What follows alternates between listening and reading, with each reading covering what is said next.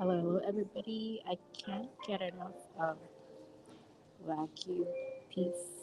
I'm now here at Tokyo Haneda Airport for my connecting flight. I'm grateful for the safe travel from Osaka to Haneda. It's about an hour, 15 minutes, I guess. There's just a little bit of turbulence towards the end, but it's all good. Mm-hmm. Hello. I know it's about 3:30 in the morning in North America. If you guys are tuning in live or the replay, let me know. And I just wrapped up a 2 week business plus pleasure trip here in Japan, Tokyo for a few days, and then I think 4 or 5 days in Okinawa, then 3 days in Osaka, and I'm back here in Tokyo for a connecting flight. I miss my boys. I will be flying. My flight is not until 7 p.m. It got delayed. It's supposed to be like past 5. So I arrived here around 2 past 2 p.m. 2:15, and I technically have 5 hours. So I did a little bit of shopping, more shopping. So I have the Tokyo banana and some Royce goodies. Oops, oh no, for um, my aunt, our um, families and friends. We did Don Quixote last night, and there's more. And I ate a lot of food during this trip, and I want to savor the Wagyu beef one more before I go back to fasting because we did a lot of feasting for this trip. By the way, yeah, let me know guys where eating. Hey, Coach Jean, how are you? So famous five A5 Wagyu and rice too. Oh my gosh, right? I'm just actually like learning about this grading. I actually wanted the what do you call this? Um, the one that we ate last night, the Wagyu sushi with red caviar, was really good. I'm kind of regretting not ordering one more, but I'm kind of full already. But my mind, my eyes are still kind of, and my mouth's still kind of craving for it. And this is the closest that I could get. The other one that I saw, it's still closed. So I'm here at the restaurant at the airport. So this is the closest one. So this is so the one that I had last night, it was still raw because it's sushi. So you can really see the marbling. This one you don't really see anymore because it's already. Wait, hang on. I will just get this one because it's actually roasted a bit.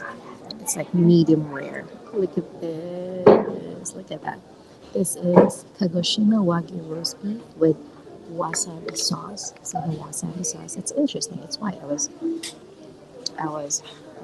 expecting a green one. Yes, and it has pickled garnish. There you go. So pickled vegetables and here's side dish of a vegetable. It's like kangkong, I think. And there's a soup. And yes, I think this is close enough. Oops, sorry. And this is it. It has a super soft boiled egg and the sauce and then the rice.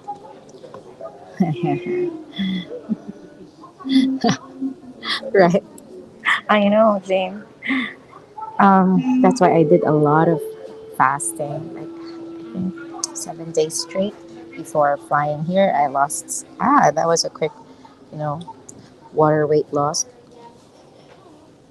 in preparation for this trip. That's why I'm kind of doing my last hurrah before I go back to fasting again. Coach has given us and also do fasting after their Japan trip. They're actually going to Kyoto right now. I think about an hour or so. They're gonna do the bullet train. They're gonna stay, I think, for 3 more days or so before continuing their vacation in the Philippines. Look at this. Mm.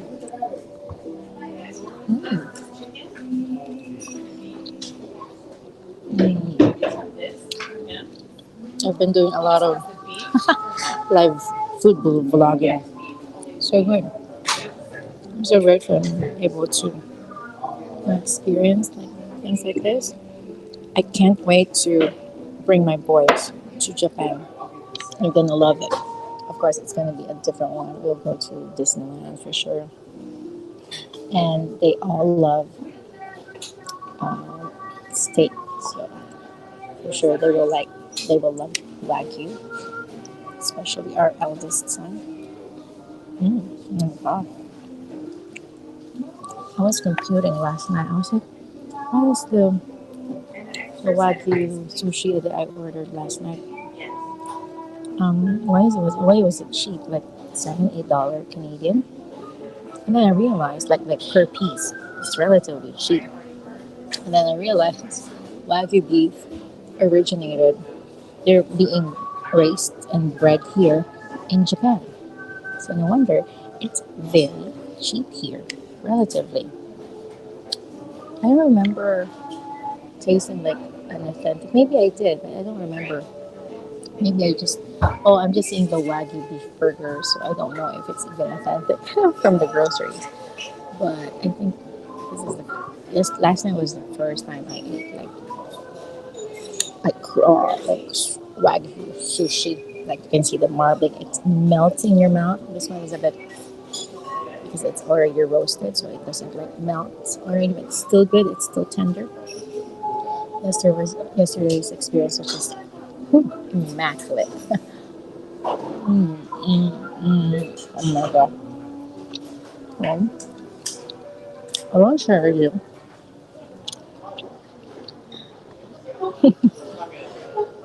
Excuse me. I want to share with you five top five things that I really enjoyed here in my Japan trip. Like when I say Japan, these are the top five things that comes first to my mind. And if you've been here in Japan, let me know. Comment Japan, and also what's your favorite thing to do or to eat here? What's your memorable experience in Japan? Let me know. Okay. Oh, what's that? It's like oh, something pickled. I'm not really a fan of anything pickled, but oh, okay.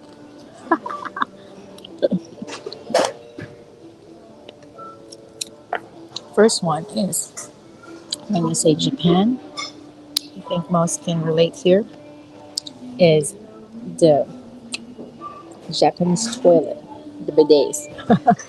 It's a royal treatment for your behind. They said Filipinos, they're used to bidets, use bamboo, we have like a shower thing like that. So it's not a new concept. But Japanese toilets are a different breed because you have the bidet that cleans your bum. Yeah, we're talking about it like while I'm eating. And then there's this very interesting like privacy option. I did experience it. Hi, Peck. Let's go. Come on. Sarap. I'll give one for you. Ooh, there you go. It has the white sauce. Oh no, it's like a Wagyu sauce. This one's for you, Siege. This one's for you. Mm. Sarap. Oh my gosh. I don't think I'll eat steak the same way again. Super, super good. So, should be there. You have the privacy button, which gives like different sounds.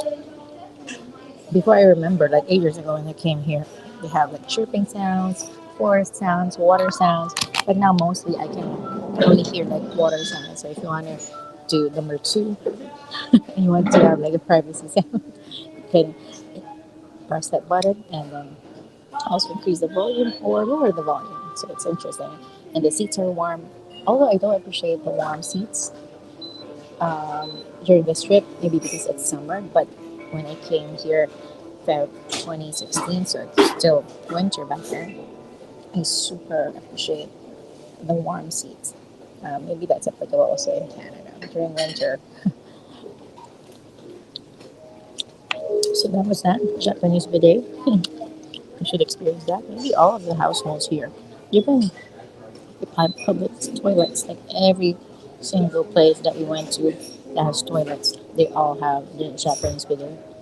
It's funny because one of our business colleagues is actually doing a lot of research because they wanted to install a Japanese bidet at their home. So he was actually taking notes of the brands of toilets.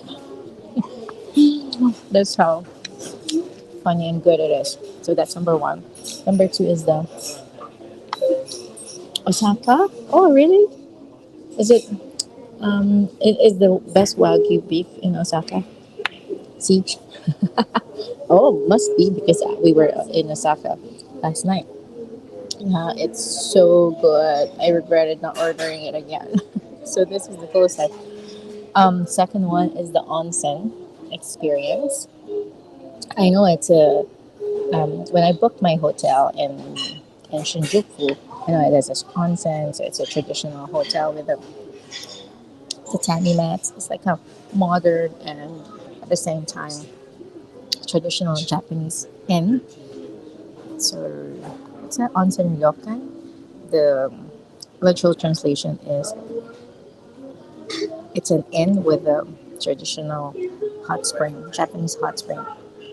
But what I missed, the detail that I missed, it's actually a no swimsuit allowed spring, like bathing. So yes, you have to go in nude.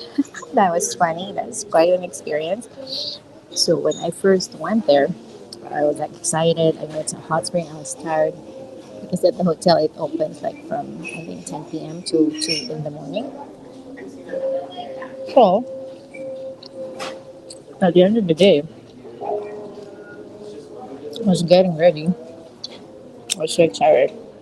I wore my I wore my swimsuit, and then it's at the rooftop of the hotel, and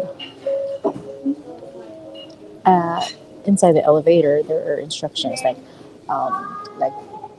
which what um, which floors are like the restaurants, what you can see in each floors, and then the onsen, and then it includes there how to enjoy your onsen, and it says Japanese and English translation, and there are pictures, and it says there no swimsuits allowed. I'm like, okay, okay, what is this? What does this mean? And I was on the 18th floor already where the onsen is, so I was taken aback. I entered, and then I was taken aback. I was like, how do I do this? So I went out again at the lobby elevator, and then I Google search like how to do onsen in Japan. So, and then it was confirmed based on my research that yes, it's actually a naked, bathing. And the author said, "Don't worry, because everyone, everyone else is doing it. So it's just like do a poker face, go there." I was like, okay. So I had to go back to my room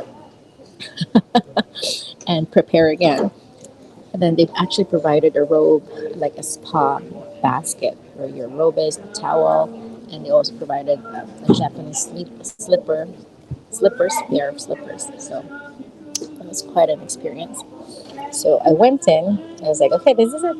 Okay, and it's done. And it was really warm. It's really good. So the concept there, I researched why do we need to do like no clothes bathing at an onsen? It's because traditionally onsen is believed like the hot spring is believed to have healing properties.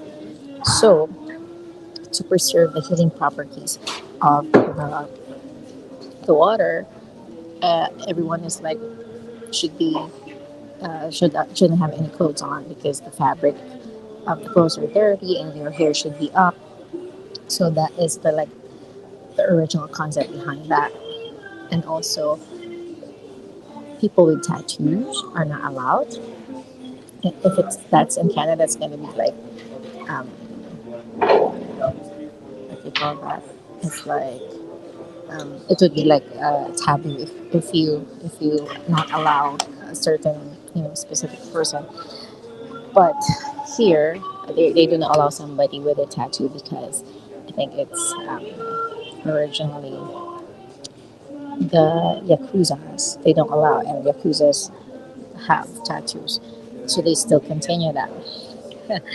Um, so before dipping in, you have to wash. You have to wash your, you have to soap and rinse, and then you can put your hair up, especially if you're a lady.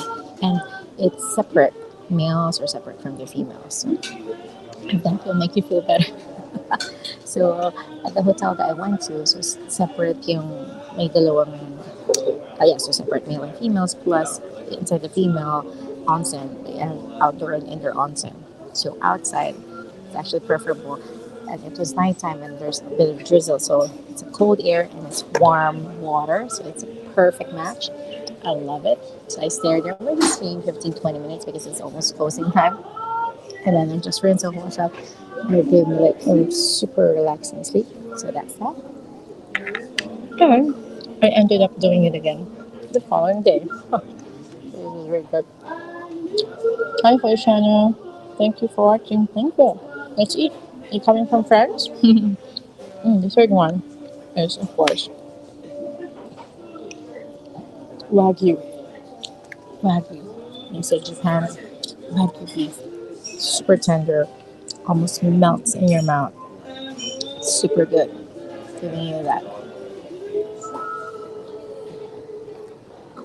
level up dining experience. Look at this. I'm making you hungry. Woohoo! Now let's put in rice and with a soft boiled egg. Their eggs here are kind of orangey. It's good. Look at this. Mm. Mm.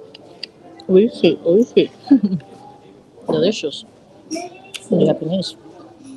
Oh my god. Maybe I gained like 10 pounds during this trip. But kind of fast. This is the third one. Number four. Top four thing that comes to my mind when I say Japan is the train adventure. When I first arrived here, I was so brave. I did a train from here, Tokyo Haneda, to my hotel in Shinjuku. So I just need to do like a three leg travel, like two trains and one bus. The two trains are actually pretty easy. And if you're used to commuting North America, like US, Canada, trains, it's pretty easy. You just follow it. Although there's like so many lines, but you can follow Google Maps. But the thing is, what I realized for my last leg, I got stuck at the train station for 40 minutes.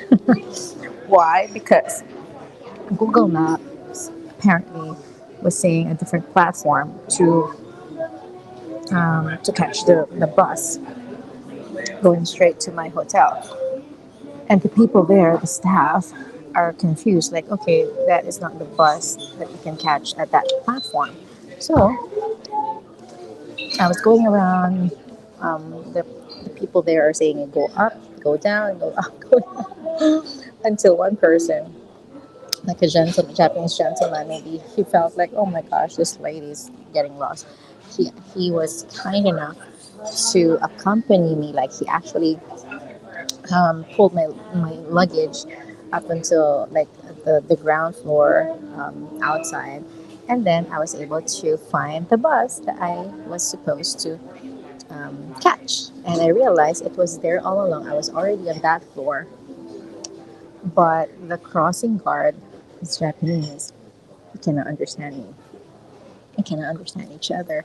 And I realized the bus that I was trying to catch was just like, I just need to cross. It's there. But yeah, that's the barrier. that not everyone in Japan can speak Japanese, so it's important. You can use Google Translate or photos. I noticed that in restaurants, especially, they have photos, and when you order, even on like Baskin Robbins, they have photos on the menu. Photos on the menu. When you say your order, they will confirm with you like this one. They will point like the flavor, the size, and so like it's very clear, which is very helpful. I think I like that. Hi, Sharina. Hello, hello. So I think learning basic Japanese languages will also help. Like konnichiwa, hello, or thank you, arigato gozaimasu, ushi, hi, yes, hi, hi. Yeah. Mm. So, and I also did a train adventure again last night from Don Quixote, which is their discount stores, and going back to the hotel. And then the last one, but definitely not the least, into Japan. I will never forget 7-Eleven. Are you guys hearing me okay? 7-Eleven. Oh my gosh.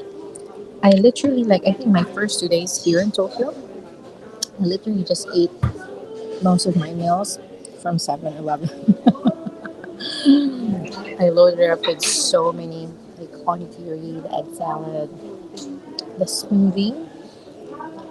Like they have fresh frozen fruits. Fresh. Yeah, it's fresh, and then they froze it, and you get it, and then you blend it in the machine, and you have fresh fruit and vegetables smoothie. It's really good. And they have Haagen Dazs, little ice cream, green tea, black tea flavor. But my top one is the egg salad and the smoothie. The salmon onigiri is also good, but it's like too much rice for me. It's too bulky, and the salmon is in the middle. But it tastes good. Oh, also the small delis, like any vegetables. I think I had the carrot, broccoli, beans, and this is like sesame stuff in there. It was really good. Unexpectedly, it doesn't look good at first, but it's really good. And then they come in small packets, so, like bite size.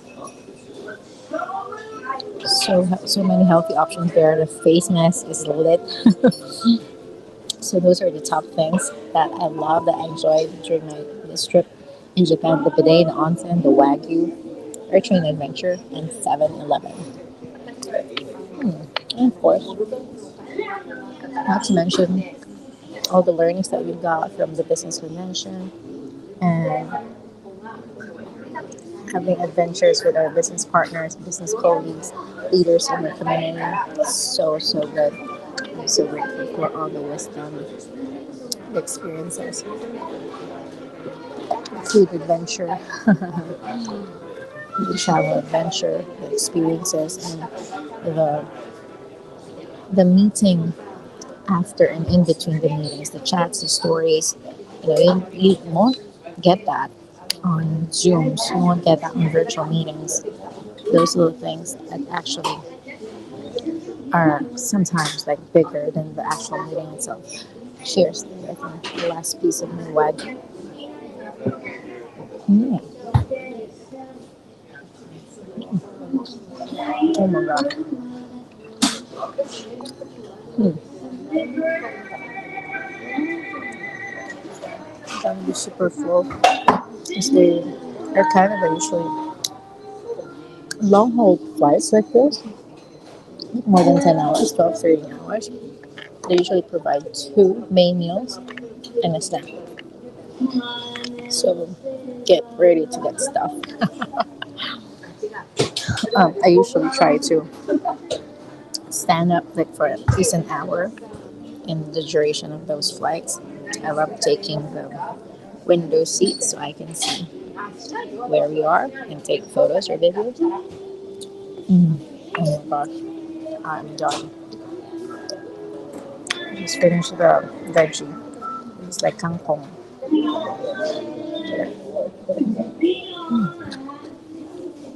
It's a very light soy sauce for like a sauce.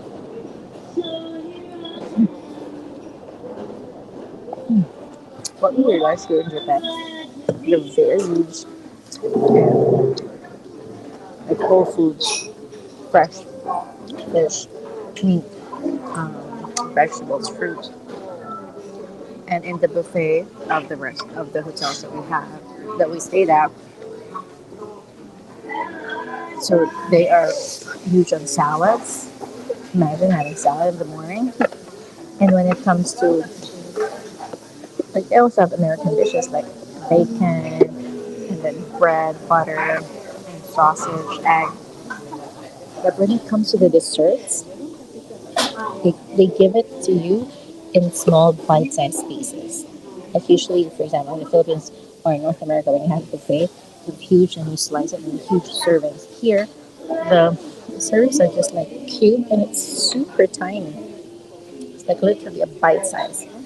And I love the plates because they have plates that have partitions on it, like six, like it's a long plate with six partitions. So even if you like, even if it's a buffet, you tends to control the portions of your food, which is good, right? And you tend to savor it more. You have so many pickled stuff, fresh fruits, vegetables. We always have the last hotel that we stayed at in Okinawa. It's a four-star hotel. They have um, every day they have kiwi fruit, they have grapefruit, pineapple. They always have yogurt like in like a shot glass. It's really cool. And then yeah, it's definitely an experience of a lifetime that I am so excited to share with my boys and have them experience it too real soon. Japan is also in their bucket list. They love Naruto, the anime. My husband loves it, and also I think one of my older boys, my second son, was actually named after Naruto. So Mateo Uzumaki, for those who are fans of Naruto. So yes, that's interesting because I was looking for a Naruto costume, but I didn't get the chance to buy it here in Tokyo. I don't have enough time, but here the closest one I can get to a costume is a T-shirt. So I did buy one for my husband, and also this like a headband and what else? A chopsticks. There you go. So I think you'll be excited for that. Hey, Nida. Yeah, I'm good. I'm full. I'm gonna check out here. I'm gonna pay, and then I will head down to the boarding gate and do a bit of work. And to all my business partners, my mentees, thank you so much for your patience, and for those who are inquiring about the business, my leads. I'll get back to your questions. Thanks so much for waiting. And what's amazing about our online platform is we do have like the training. Like you don't need to like wait for my answer. Sometimes my mentees they like my opinion. Of course, I appreciate that, but um, they actually don't need to like wait for me to be able to do something because we have the training site and we have other mentors and coaches also ready to help. So that's what I love about our our online platform. So there you have it. Thank you so much, everybody. I'll keep you posted. So in about less than 24 hours from now, I'll be back in Toronto with my boys. I miss them. At the end of the day, I am your big dreamer mom. At the end of the day, we all want to be hugged by our loved ones. And I'm so looking forward to getting back to my daily routine and still, of course, sharing things with you, sharing inspirations and my learnings, and just connecting with you. guys, because at the end of the day, business building is connecting to people one person at a time, creating relationships one person at a time. Thank you so much, everybody, and bye for now. All right, cheers. Stay passionate.